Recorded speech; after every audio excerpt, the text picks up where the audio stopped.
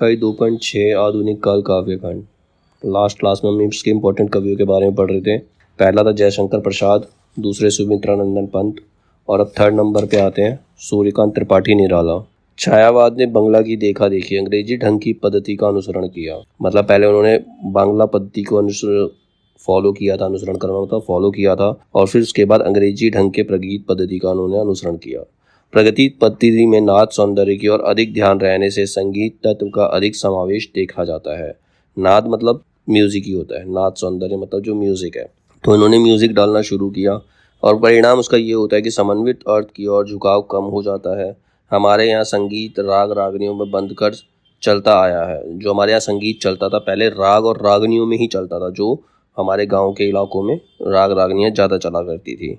पर यूरोप में उस्ताद लोग तरह तरह के स्वर लिपियों को अपनी नई नई योजना का कौशल दिखाते हैं। संगीत के अंग्रेजी ढंग की नकल पहले बंगाल में शुरू हुई थी। इस नए ढंग की ओर निराला जी सबसे अधिक आकर्षित हुए और अपने गीतों में उन्होंने उसका पूरा जौहर दिखाया। एक तो खड़ी बोली, दूसरे स्वरों की घटती बढ़ती के साथ मात्राओं का स्वेच्छानुसार विभाग, मतलब मात्राओं को अपने हिसाब से, अपनी इच्छा के हिसाब से इस्तेमाल करना। इसके कारण गवैयों की जबान को सख्त परेशानी होगी। यह बात निराला जी ने अपने आप महसूस की।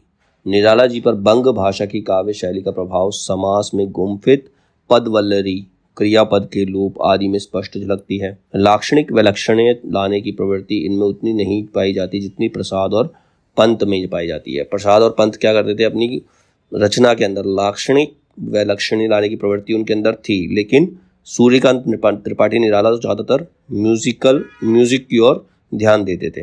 निराला जी की शैली कुछ अलग ही रही। उसमें लाक्षणिक वैचित्र्य का उतना आग्रह नहीं पाया जाता जितना पदावली की तड़क भड़क और पूरे वाक्य के विलक्षण्य का पाया जाता है।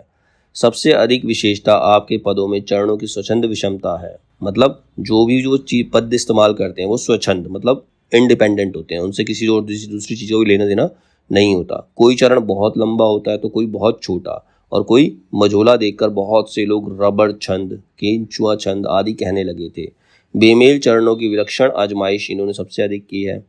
निराला जी की भाषा अधिकतर संस्कृत की तत्सम पदावली से जुड़ी हुई थी, जिसका नमूना दिखता है राम की शक्ति पूजा। राम की शक्ति पूजा निराला की कविता है, तो उसके अंदर दिखाई देता है कि उनकी जो भाषा है उसके अंदर संस्कृत की तत्सम पदावली सबसे ज़्यादा है। इनकी भाषा में व्यवस्था की कमी प्राय रहती है, जिससे अर्थ या भाव व्यक्त करने में कहीं कहीं बहुत ढीली पड़ जाती है।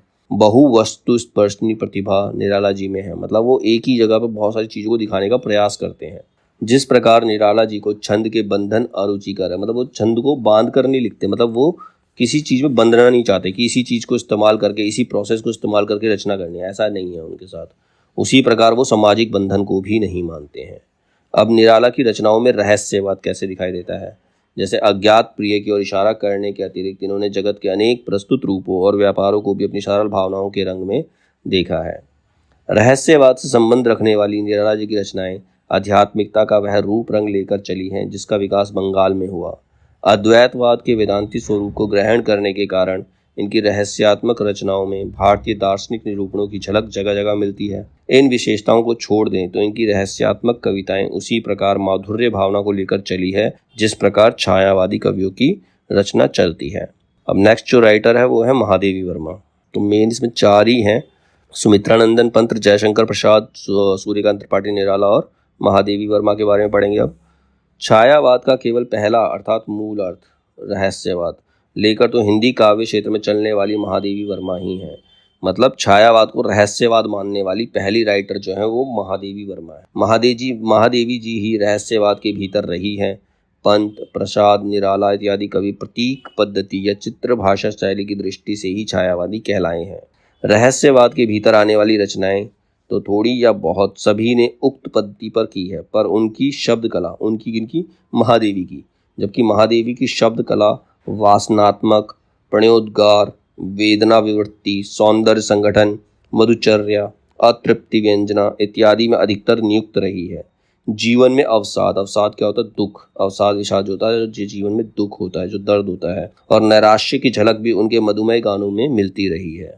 उस अज्ञात प्रियतम के लिए वेदना ही इनके हृदय का भाव केंद्र है, जिससे अनेक प्रकार की भावनाएं छूट कर झलक मारती रहती है।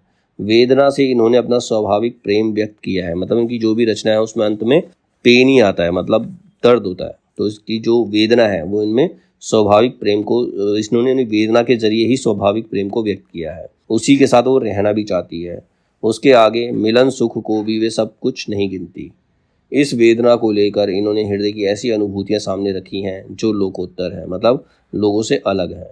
कहाँ तक वे वास्तविक अनुभूतियां हैं और कहाँ तक अनुभूतियों की रमणीय कल्पना है, ये नहीं कहा जा सकता। मतलब जो भी वो लिखती हैं, ऐसा नहीं लगता कि वो कोई फैंटेसी है या रियलिटी है, उसमें डिफरेंस करना मुश्किल है। गीत लिखने में जैसी सफलता महादेवी जी को हुई वैसी और किसी को नहीं। ना तो भाषा का ऐसा स्निग्ध और प्रांजल प्रभाव और कहीं मिलता है, और ना हृदय की ऐसी भावभंगी। जगह जगह ऐसी ढली हुई और अनूठी व्यंजना से भरी हुई पदावली मिलती है कि हृदय खिल उठता है। तो ये थी महादेवी वर्मा।